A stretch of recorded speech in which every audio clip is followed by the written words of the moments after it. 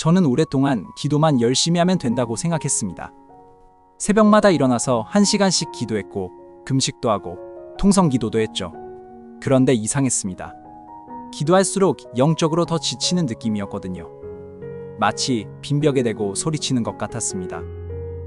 그러던 어느 날 에베소서를 읽다가 충격적인 사실을 발견했습니다. 바울이 영적 전쟁에 대해 말하면서 기도의 종류를 구분하고 있더군요. 그제야 깨달았습니다. 모든 기도가 같은 힘을 가진 게 아니었던 겁니다.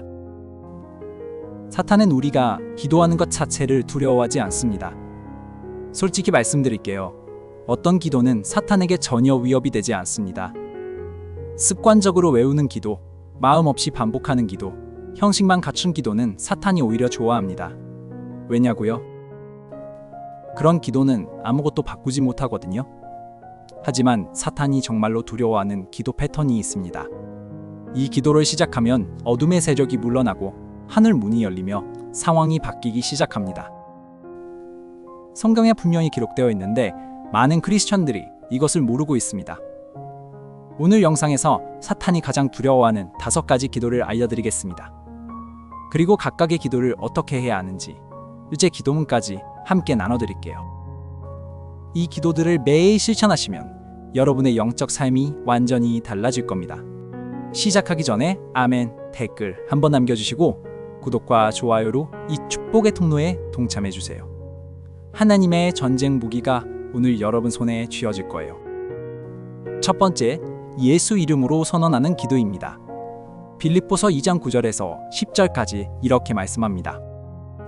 이러므로 하나님이 그를 지극히 높여 모든 이름 위에 뛰어난 이름을 주사 하늘에 있는 자들과 땅에 있는 자들과 땅 아래에 있는 자들로 모든 무릎을 예수의 이름에 꿇게 하셨느니라. 여기서 주목하세요. 땅 아래에 있는 자들도 예수 이름에 무릎을 꿇는다고 했습니다. 땅 아래에 있는 자들이 누구일까요? 바로 어둠의 영들입니다. 사탄과 그 졸개들은 예수 이름 앞에서 무릎을 꿇을 수밖에 없습니다. 이것이 하늘의 법칙입니다. 그런데 많은 분들이 기도할 때 예수 이름을 그냥 마무리 인사처럼 사용합니다. 예수님 이름으로 기도드립니다. 아멘. 이렇게 형식적으로 붙이죠. 하지만 예수 이름은 인사말이 아닙니다. 그것은 권세입니다. 이름호. 예수님께서 마가복음 16장 17절에서 이렇게 약속하셨습니다. 믿는 자들에게는 이런 표적이 따르리니 곧 그들이 내 이름으로 귀신을 쫓아내며 예수 이름으로 선언할 때 어둠의 세력은 물러날 수밖에 없습니다. 저도 처음에는 반신반의했습니다. 그런데 어느 날 밤 이상하게 두려움과 불안이 밀려왔을 때 그냥 입을 열어 선언했습니다. 예수 그리스도의 이름으로 명령한다. 두려움의 영아, 물러가라. 놀랍게도 그 순간 평안이 찾아왔습니다. 실제로 이렇게 기도해보세요. 전능하신 예수 그리스도의 이름으로 선언합니다. 나와 내 가정 위에 드리워진 모든 어둠의 세력은 지금 물러가라. 예수의 보혈로 나는 보호받고 있으며 어떤 악한 계획도 나를 해치지 못한다. 예수 이름의 권세로 나는 오늘 승리한다. 이 선언의 기도가 사탄이 가장 두려워하는 첫 번째 무기입니다. 두 번째, 말씀을 선포하는 기도입니다. 이사야 55장 11절에서 하나님이 이렇게 말씀하십니다. 내 입에서 나가는 말도 이와 같이 헛되이 내게로 되돌아오지 아니하고 나의 기뻐하는 뜻을 이루며 내가 보낸 일에 형통함이라. 하나님의 말씀은 절대로 빈말로 돌아오지 않습니다. 이것이 왜 중요할까요? 사탄은 우리의 감정이나 의견은 두려워하지 않습니다. 하지만 하나님의 말씀 앞에서는 옴짝 못합니다. 왜냐하면 말씀은 하나님의 뜻이고 하나님의 뜻은 반드시 이루어지기 때문입니다. 예수님께서 광야에서 사탄의 시험을 받으셨을 때 어떻게 대응하셨는지 기억하시죠? 마태복음 4장에서 예수님은 3번 모두 똑같은 방식으로 응답하셨습니다. 기록되었으되. 예수님은 자신의 말이 아니라 기록된 말씀으로 사탄을 물리치셨습니다. 사탄은 말씀을 알고 있습니다. 그리고 그 말씀의 능력도 압니다. 그래서 우리가 말씀을 선포하면 두려워하는 겁니다. 왜냐하면 말씀이 선포되는 곳에서 그는 거짓을 유지할 수 없거든요. 구체적으로 이렇게 기도해보세요. 상황이 힘들 때 성경을 펴고 그 말씀을 소리내어 선포하는 겁니다. 로마서 8장 31절 말씀을 선포합니다. 하나님이 우리를 위하시면 누가 우리를 대적하리요? 나는 오늘 이 말씀 위에 섭니다. 어떤 대적도 나를 이기지 못합니다. 하나님이 나와 함께 하시기 때문입니다. 이것이 두 번째 무기입니다. 세 번째, 감사와 찬양의 기도입니다.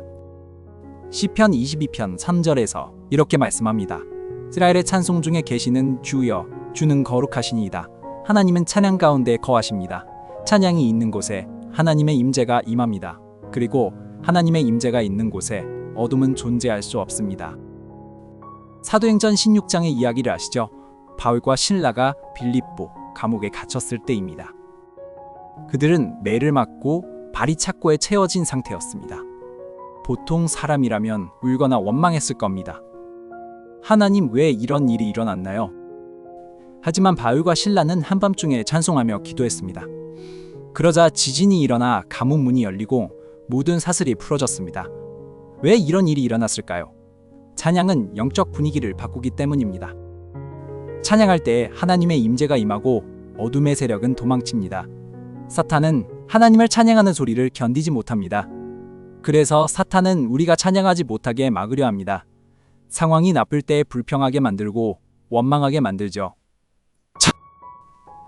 감사의 기도도 마찬가지입니다. 데살로니가전서 5장 18절에서 범사에 감사하라. 이것이 그리스도 예수 안에서 너희를 향하신 하나님의 뜻이니라 하셨습니다. 감사는 환경을 보지 않습니다. 감사는 하나님을 봅니다. 그리고 하나님을 볼 때 문제는 작아집니다. 이렇게 기도해 보세요. 하나님, 감사합니다. 아직 상황이 바뀌지 않았지만 주님이 함께 하시니 감사합니다. 문제가 있지만 주님이 해결자이시니 감사합니다. 나는 오늘 환경이 아니라 주님을 찬양합니다. 주님은 선하시고 그 인자하심이 영원합니다. 이 찬양의 기도가 세 번째 무기입니다. 네 번째, 중보기도입니다. 에스겔 22장 30절에서 하나님이 이렇게 탄식하십니다. 이 땅을 위하여 성을 쌓으며 성 무너진 데를 막아서서 나로 하여금 멸하지 못하게 할 사람을 내가 그들 가운데에서 찾다가 찾지 못하였으므로 하나님은 중보자를 찾고 계십니다. 다른 사람을 위해 기도하는 사람, 자기 이름만 아니라 타인의 삶을 위해 무릎 꿇는 사람을 찾고 계십니다. 중보기도는 단순히 좋은 행동이 아닙니다. 그것은 영적 전쟁의 최전선에 서는 것입니다. 사탄이 왜 중보기도를 두려워할까요? 중보기도는 사탄의 계획을 방해하기 때문입니다. 사탄이 누군가를 넘어뜨리려 할 때 중보자가 기도하면 그 계획이 무너집니다. 욥기를 보세요. 하나님은 욥에게 친구들을 위해 기도하라고 하셨습니다. 욥이 친구들을 위해 기도했을 때 하나님이 욥의 상황을 회복시켜 주셨습니다. 저도 경험한 일입니다. 제 가족 중 한 명이 믿음에서 멀어지고 있었습니다. 직접 말해봐야 듣지 않더군요. 그래서 매일 그 사람을 위해 중보기도를 시작했습니다. 몇 달이 지났을 때 그 사람이 먼저 교회에 가고 싶다고 말했습니다. 중보기도는 눈에 보이지 않는 영역에서 일합니다. 이렇게 기도해보세요. 주님, 오늘 제가 사랑하는 사람을 주님 앞에 데려옵니다. 이름을 부르세요. 끝! 사탄의 손에서 이 영혼을 빼앗아 주옵소서. 눈을 열어 진리를 보게 하시고 마음을 열어 주님을 만나게 하옵소서. 예수 이름으로 이 사람 위에 드리워진 어둠을 물리치고 주님의 빛으로 인도하옵소서. 이 중보의 기도가 네 번째 무기입니다. 다섯 번째, 용서의 기도입니다. 이것이 어쩌면 사탄이 가장 두려워하는 기도일 수 있습니다. 마태복음 6장 14절에서 15절까지 예수님이 이렇게 말씀하셨습니다. 너희가 사람들의 잘못을 용서하면 너희 하늘 아버지께서도 너희 잘못을 용서하시려니와 너희가 사람들의 잘못을 용서하지 아니하면 너희 아버지께서도 너희 잘못을 용서하지 아니하시리라. 솔직하게 말씀드릴게요. 용서하지 않는 마음은 사탄에게 발판을 내어주는 것과 같습니다. 에베소서 4장 26절에서 27절에서 바울이 분을 내어도 죄를 짓지 말며 해가 지도록 분을 품지 말고 마귀에게 틈을 주지 말라고 경고했습니다. 용서하지 않는 마음은 마귀에게 틈을 주는 겁니다. 그래서 사탄은 우리가 용서하지 못하게 만들려고 필사적입니다. 상처를 계속 떠올리게 하고 분노를 부추기고 정당한 복수심을 심어줍니다. 왜냐고요? 우리가 원한을 품고 있는 한 그는 우리 안에 자리를 유지할 수 있거든요. 하지만 용서를 선언하는 순간 사탄은 더 이상 그 자리에 있을 수 없습니다. 용서는 감정이 아닙니다. 용서는 결단입니다.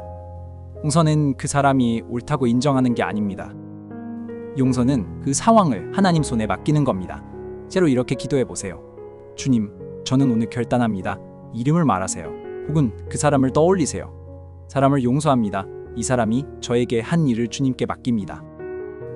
저는 더 이상 이 원한을 품지 않겠습니다. 예수님이 십자가에서 저를 용서하셨기에 저도 이 사람을 용서합니다. 사탄아, 너는 더 이상 이 상처를 통해 나를 묶을 수 없다. 예수 이름으로 선언한다. 나는 자유다. 이 용서의 기도가 5번째 무기입니다. 오늘 5가지 기도를 나눴습니다.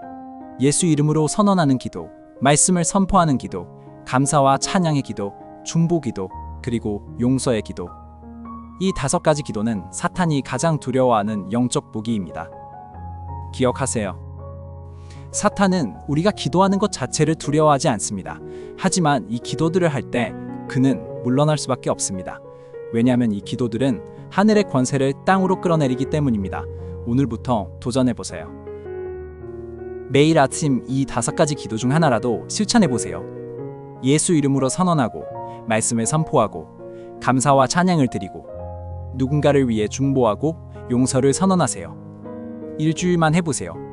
여러분의 영적 삶이 달라지는 것을 경험하게 될 겁니다. 오늘 말씀이 마음에 닿으셨다면 지금 바로 이 영상을 카카오톡으로 가족에게, 밴드로, 친구에게, 교회 단톡방의 성도들에게 전해주세요. 여러분이 누른 공유 버튼 하나로 누군가는 기도의 힘을 발견하고 누군가는 영적 전쟁에서 승리하게 됩니다. 오늘 여러분에게 맡겨진 하나님의 임무입니다. 작지만 결코 가볍지 않은 전도의 사명입니다. 설교단에 서지 않아도, 멀리 가지 않아도 여러분은 지금 이 자리에서 주님의 동역자가 될 수 있습니다. 하나님의 전신 갑주를 입고 오늘도 승리하시길 기도합니다. 사탄이 두려워하는 기도가 여러분의 입술에서 매일 선포되기를 축복합니다. 하나님의 은혜가 함께 하시길 빕니다.